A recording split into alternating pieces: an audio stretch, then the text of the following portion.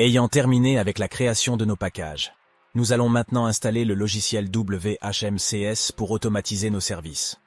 WHMCS est le principal logiciel de gestion et de facturation d'hébergement web qui automatise tous les aspects de votre entreprise, de la facturation, de l'approvisionnement à la revente de domaines. Il est facturé 45 $ le mois en version business. Pour la gestion d'un nombre illimité des utilisateurs, vous pouvez en apprendre plus en visitant leur site web. Vous pouvez aussi l'obtenir inclus et installer gratuitement avec un serveur configuré par notre équipe. WHMCS ne jouit pas d'un monopole. Il y a aussi autre alternative si vous n'êtes pas satisfait avec leur service ou leur facturation. On peut voir HostBill, BoxBilling, qui a même une version gratuite. Je choisis WHMCS, qui a une grande communauté de développeurs autour. WHMCS est en service depuis 2003, et de très grandes entreprises valorisées en millions le font confiance. Pourquoi pas moi?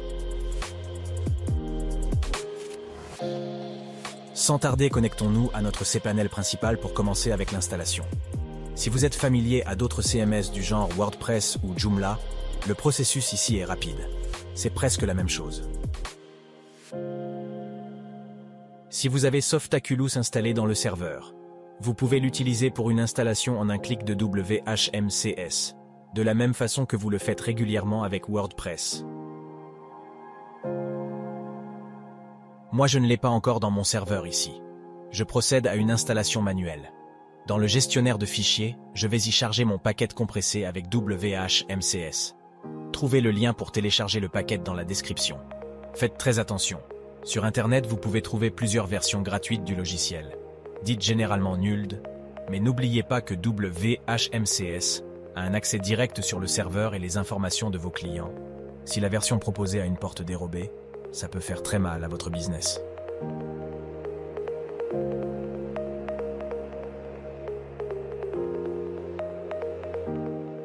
Une fois complet, je vais dézipper et placer mes fichiers vers un dossier souhaité.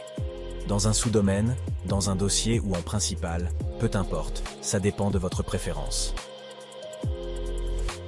Moi, je place WHMCS en première position dans mon domaine principal.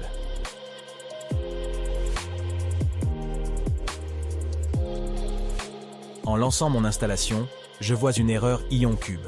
Si vous ne voyez pas l'erreur, procédez avec l'installation. Sinon, IonCube est un logiciel qui encode et décode les pages en PHP.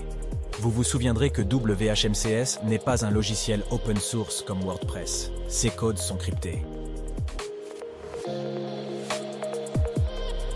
Si vous utilisez un serveur avec système d'exploitation Cloud Linux, il est simple de résoudre le problème. Allez-y sur sélectionner une version PHP, puis extension, et activez IonCube.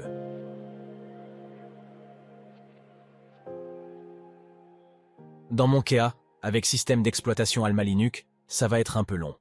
Si vous n'êtes pas admin du serveur, contactez l'admin. Ou vérifiez dans d'autres versions PHP si IonCube est disponible.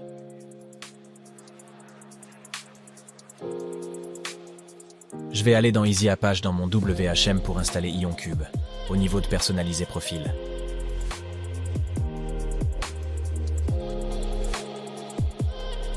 Je cherche IonCube au niveau des extensions PHP. N'oubliez pas de cliquer sur télécharger pour installer l'extension. Faites de même si vous avez autres extensions PHP manquantes.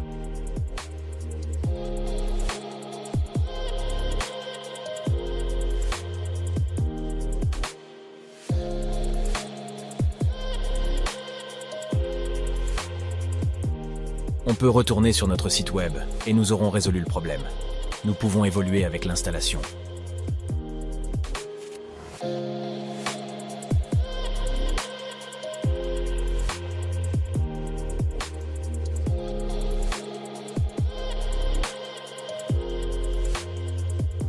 Je vais accepter les conditions d'utilisation.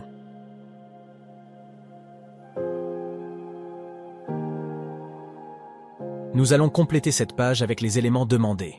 La licence. Il faut l'obtenir depuis le site web de WHMCS. Si le serveur est géré par notre équipe, nous vous l'offrons avec l'installation. La base de données, mots de passe et utilisateurs, vous en êtes familier avec la création. Créez directement ça depuis le cPanel, nous n'allons pas trop y revenir ici. Une petite dernière étape. Complétez cette page avec les informations de l'administrateur et nous aurons terminé avec l'installation.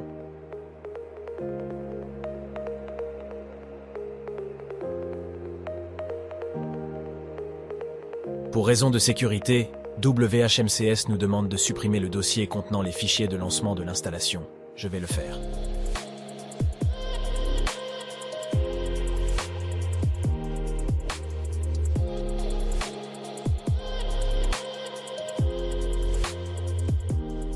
Aussi, je vais en profiter pour ajouter mon cron job.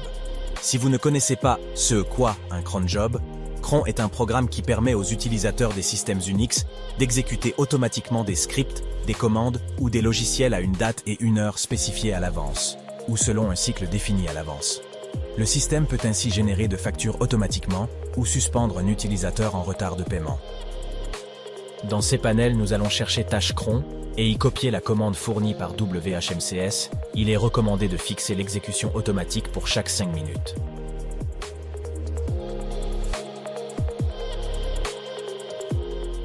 Nous avons ainsi bouclé avec l'installation. N'oubliez pas de souscrire sur notre chaîne si pas encore. Soutenez aussi nos activités en hébergeant vos projets avec nous. Prochainement, nous allons voir un aperçu général sur l'utilisation de WHMCS.